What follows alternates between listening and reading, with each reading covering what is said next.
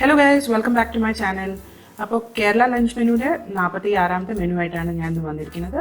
ഇന്നത്തെ രണ്ട് സിമ്പിൾ നാടൻ റെസിപ്പീസാണ്.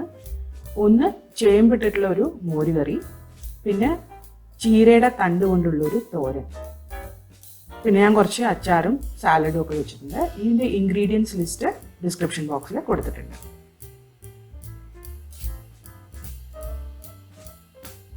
അപ്പോൾ നമുക്ക് വീഡിയോയിലേക്ക് കിടക്കാം. ആദ്യം ഞാൻ മോരുകറി ഉണ്ടാക്കാനായിട്ട് ചേമ്പ് ഒന്ന് പ്രഷർ കുക്ക് ചെയ്തെടുത്തിട്ട് അത് ഒന്ന് വട്ടത്തിൽ അരിഞ്ഞ് മുളക് പൊടി, മഞ്ഞൾപ്പൊടി, മുളക്, പിന്നെ ഉപ്പ് ഇത്രയും ചേർത്തിട്ടുണ്ട്. ഇതിലേക്ക് നമുക്ക് കുറച്ച് വെള്ളം ഒഴിച്ചിട്ട് ഒരു 2 മിനിറ്റ് നേരം ഇതൊന്ന് കുക്ക് ചെയ്തെടുക്കാം.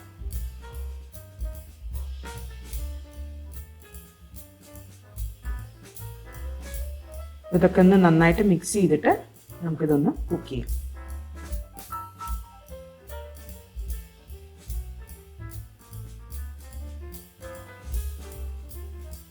ഇപ്പോൾ ചേമ്പിൽ മസാലയൊക്കെ പിടിച്ച് വന്നിട്ടുണ്ട്.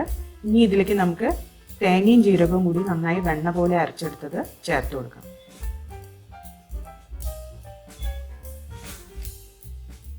അതൊന്ന് നന്നായിട്ട് മിക്സ് ചെയ്തിട്ട് ഒന്ന് ചൂടാവുന്ന വരെ അടുപ്പത്ത് വയ്ക്കാം.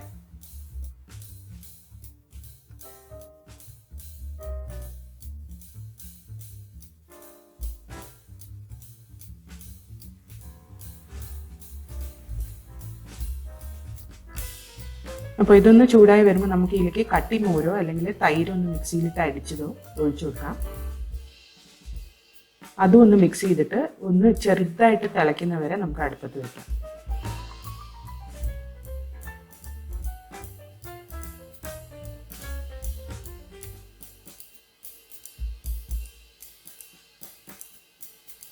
അപ്പോൾ ഇതൊന്ന് ചെറുതായി തിളച്ച് വന്നിട്ടുണ്ട്. ഇനി നമുക്ക് ഗ്യാസ് ഓഫ് ചെയ്തിട്ട് ഇതിലേക്ക് വറുത്തിടാം.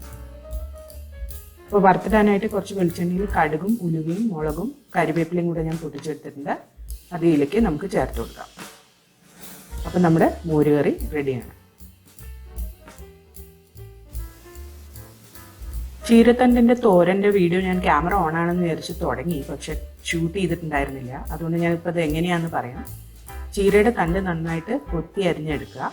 എന്നിട്ട് കുറച്ച് വെളിച്ചെണ്ണയിൽ കടുകും ഉഴുന്നും പരിപ്പും പൊട്ടിച്ചിട്ട് കുറച്ച് ചുവന്ന മുളകും പൊട്ടിച്ചിട്ട് ചീരത്തണ്ടും മഞ്ഞൾപ്പൊടി ഉപ്പും ഇട്ടിട്ട് ഒന്ന് മിക്സ് ചെയ്യുക.